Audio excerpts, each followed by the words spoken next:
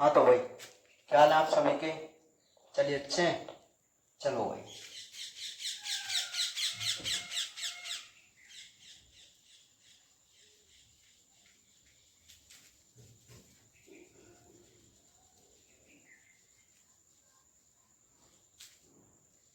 तो आज जो हम बात करने वाले हैं वो अपने वनस्पति विज्ञान से जुड़े एक बहुत महत्वपूर्ण क्रिया के बारे में बात करने वाले हैं।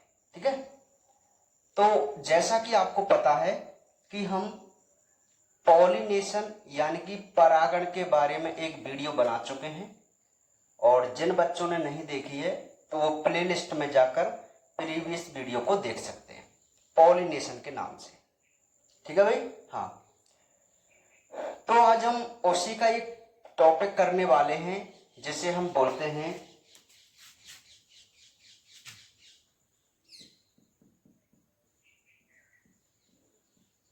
परागण की विधियां। ठीक है। परागण की विधियां यानी कि मेथड ऑफ पॉलिनेशन। क्या बोलते हैं इसको? Method of pollination. ध्यान से समझो। परागण परागण मैं आपको फिर एक बार रिवाइज कर दूं, जो नए बच्चे हैं उनको मैं एक बार फिर इसको समझा दूं। ध्यान से समझना कि जो प्लांट होते हैं, प्लांट, उन प्लांटों के पास होते हैं पुष्प। क्या होते हैं? पुष्प। तो जो पुष्प होते हैं वो एक लिंगी और उभयलिंगी दो प्रकार के होते हैं, मतलब लिंग के आधार पर। और इनके जो लिंग होते हैं उनका नाम होता है, जैसे नर भाग का नाम होता है पुंकेसर और मादा भाग का नाम होता है स्त्रीकेसर। ठीक है। तो आपने 9th क्लास में शायद इसकी संरचना पढ़ी होगी पुष्प के बारे में। ठीक है। हाँ तो जो पुंकेसर होते हैं, जैसे मैं यहां एक छोटी सी बात आपको समझाऊं। मान लीजिए ये एक पुष्प है। ठीक है।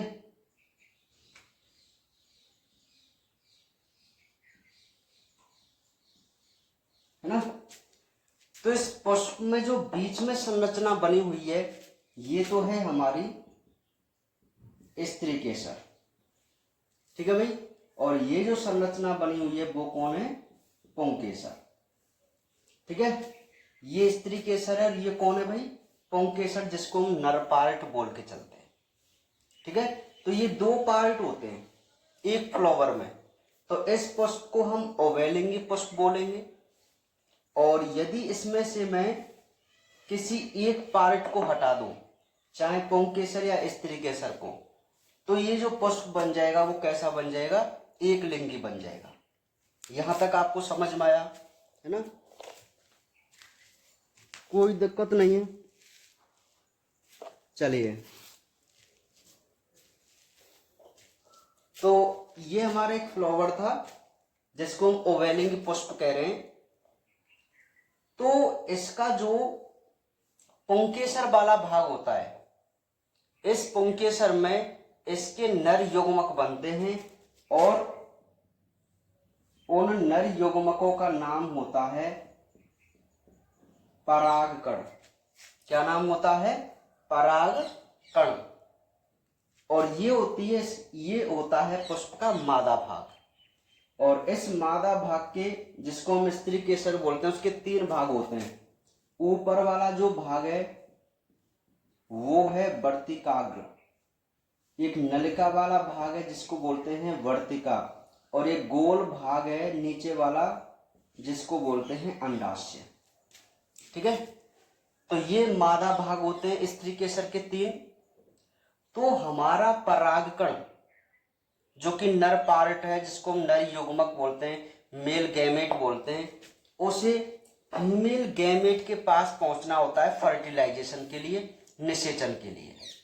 और जो फीमेल गैमेट होता है ना, वो यहां प्रेजेंट होता है अंडाशय के अंदर। ठीक है। तो हमारा जो परागकण है उसे यहां से निकलकर पुंकेसर से कहां तक पहुंचना होता है? इस वर्तिकाग्र तक।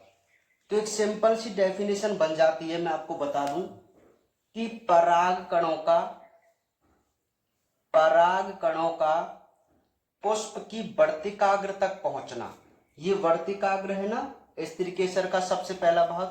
तो एक सिंपल सी डेफिनेशन बनती है परागण की कि पराग कणों का पुष्प की वर्तिकाग्र तक पहुंचना ही क्या कहलाता है, परागण कहलाता है। समझ में आ गई बात। तो ये था परागण। अब हम ये देखने की कोशिश करते हैं कि आखिर ये जो परागकण है इस पुष्प की वर्तिकाग्र तक किन किन विधियों द्वारा पहुंच सकते हैं, उन्हीं को हम क्या बोलेंगे, मेथड ऑफ पॉलिनेशन। सिंपल सी बात हो गई, ठीक है। तो ध्यान से आप समझो, इसकी निम्न विधियां हैं। सबसे पहली है वायु परागण, दूसरी है जल परागण, थर्ड है कीट परागण, ठीक है, चौथी है पक्षी परागण, और पांचवा है चमगादड़ परागण। देखिए, अब हम जो मेथड ऑफ पॉलिनेशन की बात कर रहे हैं, यानी कि परागण की विधि के बारे में यदि हम बात कर रहे हैं, तो मैं आपको सिंपली बता दूं, ये टॉपिक ये कहना चाह रहा है कि भाई डिफरेंट प्लांटों के विभिन्न प्रकार के पादपों के मध्य जो परागण की क्रिया होती है, अर्थात परागकण वर्तिकाग्र तक पहुंचते हैं, तो वो इन 5 विधियों के द्वारा पहुंच सकते हैं। अब वो कौन कौन सी, वो कहता है कि एक तो हवा के माध्यम से परागकण पुष्प की वर्तिकाग्र पर पहुंच सकते हैं। बताओ पहुंच सकते नहीं पहुंच सकते, पहुंच सकते हैं ना। जल के माध्यम से, जो जलीय पौधे होते हैं उनमें ऐसा ही होगा, जल के माध्यम से होगा। कीटों के माध्यम से, आपने सुना भी होगा, जैसे मधुमक्खी वगैरह ये परागण में सहायता करती हैं, मधुमक्खी पालन में आपने पढ़ा होगा। पक्षी परागण, पक्षी भी आपने देखे होंगे, ये पुष्पों पर बैठते हैं और एक पुष्प से दूसरे पुष्प पर जाते हैं, तो इनके शरीर से क्या है, परागकण चिपक जाते हैं, और जैसे ये दूसरे पुष्प पर जाते हैं वो परागकण उस पुष्प की वर्तिकाग्र पर गिर जाते हैं, तो हो गया ना परागण। चमगादड़, चमगादड़ एक पक्षी नहीं है, यह एक स्तनधारी है, हमारे वर्ग में आता है। हम जंतु जगत के जिस वर्ग से संबंधित हैं हमको बोला जाता है स्तनधारी वर्ग, तो हमारे वर्ग के अंतर्गत ये आते हैं, अर्थात ये भी अपने बच्चों को स्तनपान कराते हैं, ठीक है। चमगादड़, तो चमगादड़ पक्षी नहीं है, कहीं आप इसको पक्षी समझे। तो मैं आपको बता दूं कि जो प्लांटों में परागण होता है वो 5 विधियों से होता है। अब कैसे कैसे होता है वो हम समझने की कोशिश करते हैं, ठीक है। तो सबसे पहला है भाई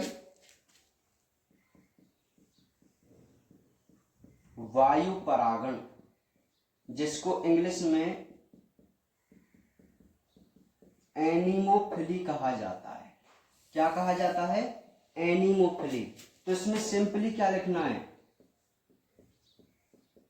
जब परागण वायु द्वारा हो, ठीक है। नेक्स्ट, वायु द्वारा परागित पुष्प के परागकण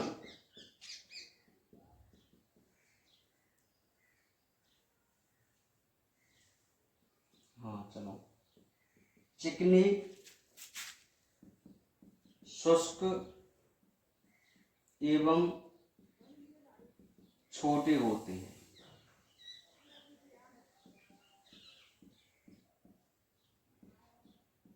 इनकी वर्तिकाग्र भी बुरुश जैसी या रोमिल होती है। देखिए भाई, सबसे पहला जो विधि है जिसको हम वायु परागण या एनिमोफिली कह के चल रहे, वो क्या चीज है? वो ये कहता है कि यदि पौधों में परागण वायु के द्वारा हो, किसके द्वारा हो? वायु के द्वारा हो, तो हम इसे वायु परागण कहते हैं। अब ये जो मैंने 2 लाइन लिखाई है ये बहुत इंपॉर्टेंट है, जो हमारे एग्जाम में पूछी जाती है। क्या? कि वायु द्वारा जिन पौधों में परागण होता है उनके परागकण की क्या विशेषता होती है, अर्थात उन पौधों के परागकण कैसे होने चाहिए जिनमें एनिमोफिली होता है। तो वो कहता है कि भाई जिन पौधों के परागकण चिकने हो, जो आसानी से चिपक जाए, शुष्क हो अर्थात उनमें वजन नहीं होना चाहिए, और आकार में कैसे हो? छोटे। तो आप बताइए, क्या ये हवा में उड़ने के लिए अनुकूलता नहीं है? अनुकूलता ही तो है इन परागकणों की, जिससे ये आसानी से हवा में उड़ जाएं। अगर किन्हीं पौधों के परागकण बहुत वजनदार हैं तो वो तो अनुकूलता नहीं है भाई, क्योंकि वो उड़ नहीं पाएंगे। ठीक है, तो वो ये सेकंड पॉइंट में ये कहता है कि जिन प्लांटों में वायु परागण होता है उनके परागकण इस प्रकार के होते हैं, और यही क्वेश्चन हमसे पूछ लिया जाता है। ठीक है, इसी प्रकार वो कहता है, चलो ये तो परागकण की विशेषता हुई। अब जिन पौधों में वायु परागण होता है उनकी वर्तिकाग्र में भी विशेषता होनी चाहिए, जिससे वो इन उड़ते हुए परागकणों को ग्रहण कर ले। तो वो कहते हैं कि इन पौधों की वर्तिकाग्र भी ब्रुश जैसी होती है या रूमिल होती है। जैसे घास आपने सुनी होगी, घास, दूब घास, तो इस घास में जो परागण होता है वो वायु के द्वारा ही होता है। ठीक है, तो ये तो था हमारा वायु परागण। यहां हमें ये 2 क्वेश्चन याद रखने थे। ठीक है, दूसरा है जल परागण, जिसको हम हाइड्रोफिली कहते हैं। क्या कहते हैं? हाइड्रोफिली। तो यही सिंपल सी बात है कि जब परागण जल के द्वारा हो, ठीक है, ये 2 प्रकार का होता है।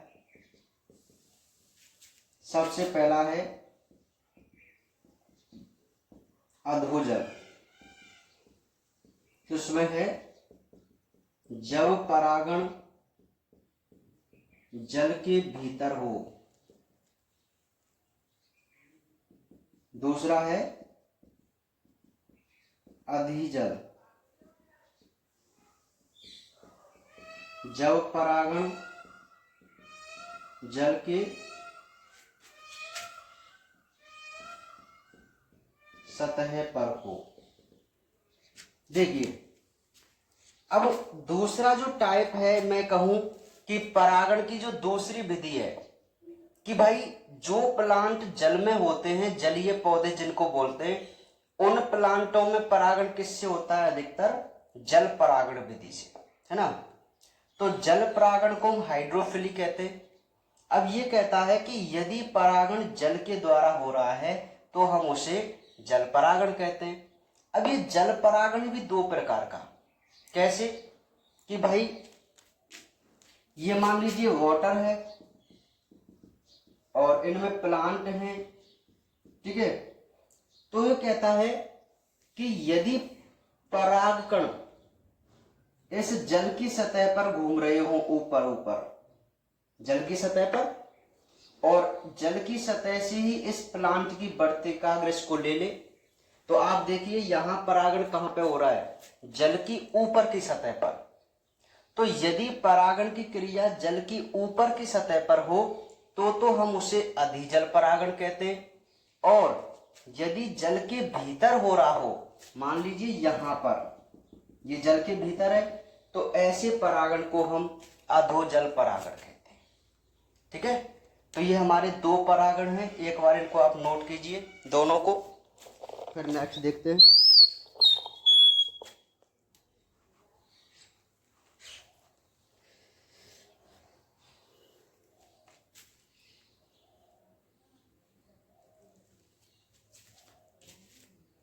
यहाँ तक बात समझ में आ गई? ठीक है भाई, देखिए अब तो ये तो ये हमारे दो परागण जिनको हम वायु परागण और जल परागण कह के चल रहे थे। अब तीसरा है कीट परागण, जिसको हम एंटेमोफिली कहते हैं। क्या कहते हैं? एंटोमोफिली। तो सिंपली है,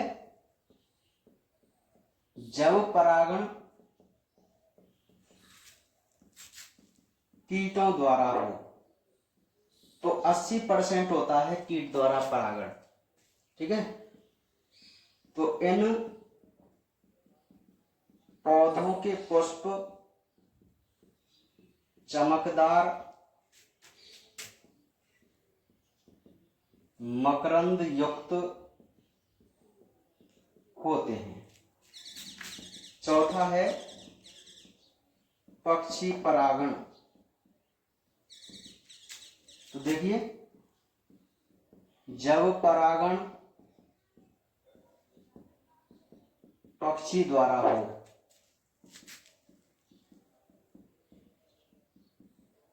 इन पौधों के पुष्प नलकाकार व कुंभाकार होते हैं। और मोस्टली जो पक्षी हैं मैं आपको बता दूं, गुंजन पक्षी। ठीक है, और लास्ट है चमगादड़ परागण। तो सिंपल बात है,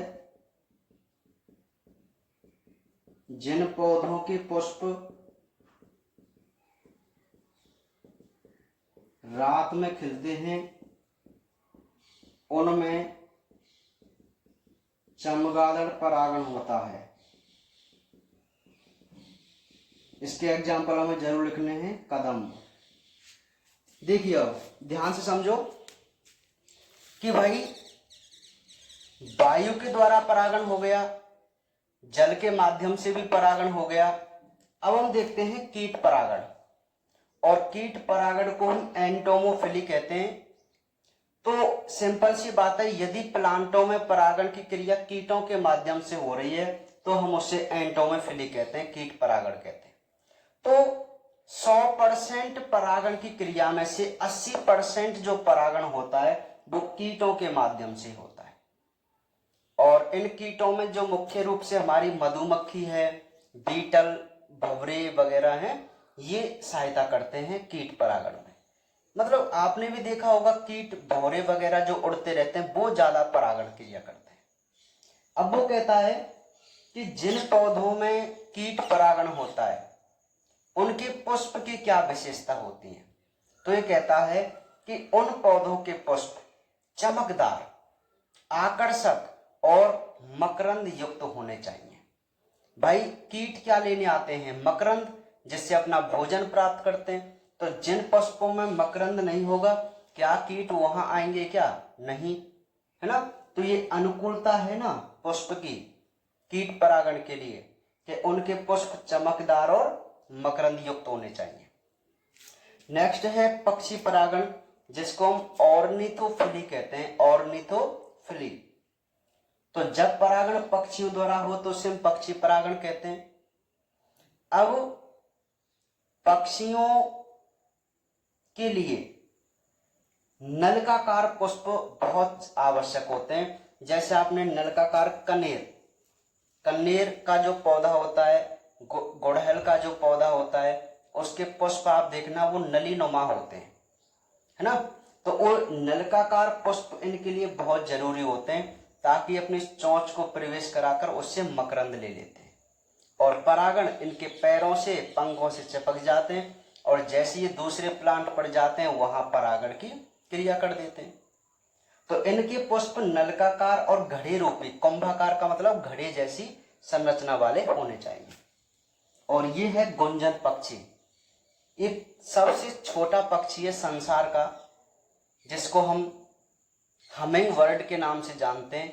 और एकमात्र ऐसा पक्षी है जो अपनी गर्दन को चारों ओर घुमा सकता है और पीछे देख कर भी उड़ सकता है।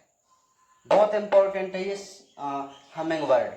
संसार का सबसे छोटा पक्षी है, गुंजन पक्षी, और इसमें ये विशेषता होती है कि ये अपनी गर्दन को पीछे करके भी आगे की तरफ उड़ सकता है। ठीक है, हाँ। नेक्स्ट है चमगादड़ परागण, जिसको क्लेट्रोफिली कहते हैं। देखिए, ये जो एग्जाम्पल थे वो उनके थे जिनके पुष्प दिन में खिलते थे, लेकिन कुछ पौधों के पुष्प रात में खिलते हैं।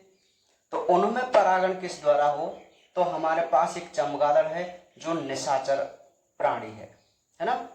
तो जिन पौधों के पुष्प रात में खिलते हैं उनमें चमगादड़ के द्वारा परागण होता है। उसका एग्जाम्पल है कदम्ब का पौधा। कदम्ब का पौधा आपने देखा होगा। तो उस पौधे में जो पुष्प हैं वो रात में खिलते हैं, तो मोस्टली चमगादड़ के द्वारा वह क्या होता है, परागण होता है।